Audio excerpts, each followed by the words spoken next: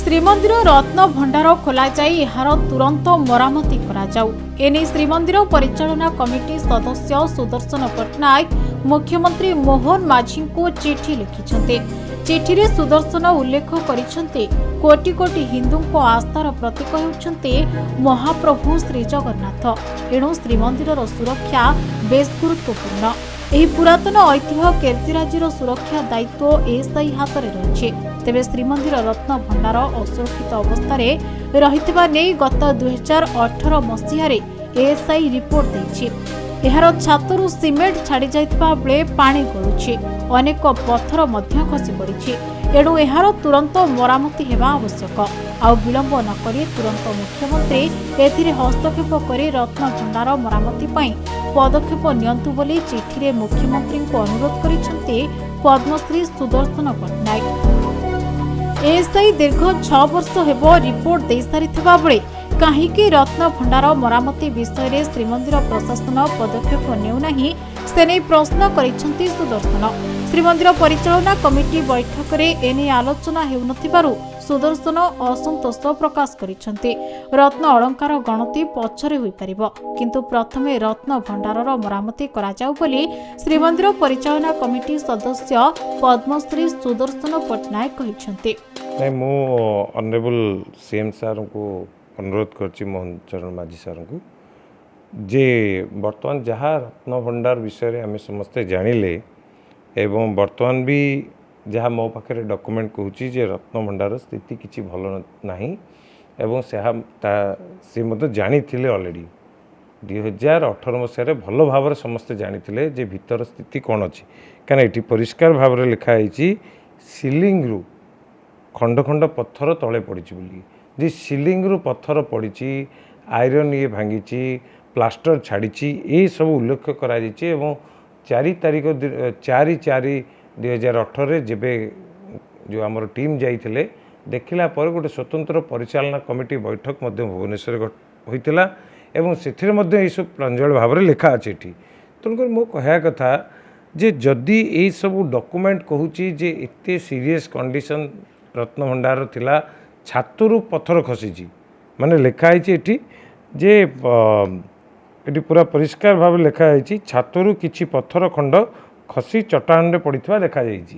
ଯଦି ଏତେ serious condition ରତ୍ନ ଭଣ୍ଡାର ଥିଲା ଏବଂ ବର୍ତ୍ତମାନର ଲେଜର ସ୍କାନିଂରେ ଜଣାପଡ଼ିଛି ଯେ ବିଭିନ୍ନ ଜାଗାରେ କ୍ରାକ୍ସ ଅଛି ଏବଂ ସେ ରିପୋର୍ଟ ମଧ୍ୟ ଗତ ଫେବୃଆରୀରୁ ଦିଆସରିଲାଣି ଏବଂ ଏହି ସ୍କାନିଂ ବି ଗତ ଡିସେମ୍ବର ନଭେମ୍ବର ବେଳକୁ କରାହେଇଥିଲା।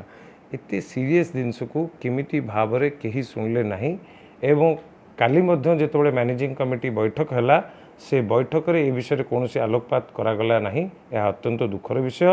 ମୋତେ କେଉଁଠି ନା କେଉଁଠି ଗୋଟେ ସନ୍ଦେହ ସୃଷ୍ଟି କଲାଣି ଯେ ରତ୍ନ ଭଣ୍ଡାରର ଯାହା ସବୁ ଘଟଣା ଘଟିଛି ସେସବୁକୁ ଆଭଏଡ଼୍ କରିବା ପାଇଁ ମୋତେ ବିଶ୍ୱାସଯୋଗ୍ୟ ହେଉନି ଯେ ରଥଯାତ୍ରା ସମୟରେ ଯାହା ପୂର୍ବରୁ ନିଷ୍ପତ୍ତି ନେଇଥିଲେ ଖୋଲିକିରି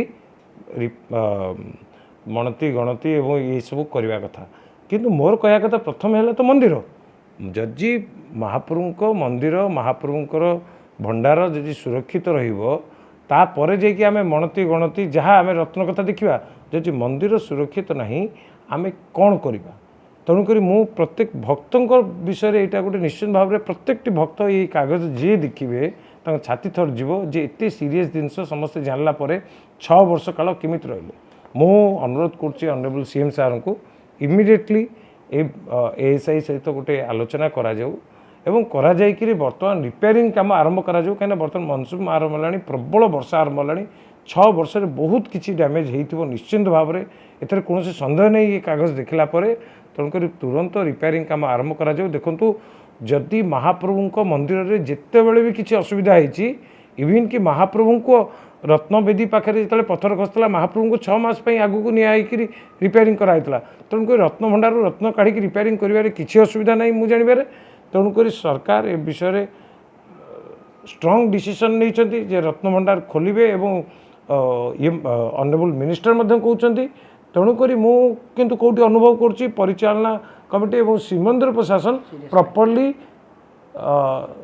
ଷ୍ଟ୍ରଙ୍ଗଲି ସେଇ ଟାଇପ୍ର କୌଣସି ମେସେଜ ଦେଉନି ପବ୍ଲିକକୁ, ଯାହାଫଳରେ କି ଆମେ ଜାଣିପାରିବା। କାହିଁକିନା ଦେଖନ୍ତୁ ଯେହେତୁ कालीर परिचालना कमिटी आलोचना हलानी मते डाउट लगुची जे परिचालना कमिटी श्रीमंदिर प्रशासन सीरियसली नौ नाहांती मैटर को बारंबार आम समस्ते कहूँ बारंबार गणमाध्यम कहूँ विभिन्न व्यक्तिविशेष कहते तो ये सब सत्ते कहीं अवॉइड करा जाउची तेणुक मु ऑनरेबल सीएम सार कहूँ से इमिडिएटली या एक्शन नहीं काम आग आरंभ करूँ श्रीमंदिर सुरक्षा करा जाऊ एवं ये रत्न भंडार सुरक्षा करा जाऊ आग रिपेयरिंग काम आग आरंभ करा जाऊ।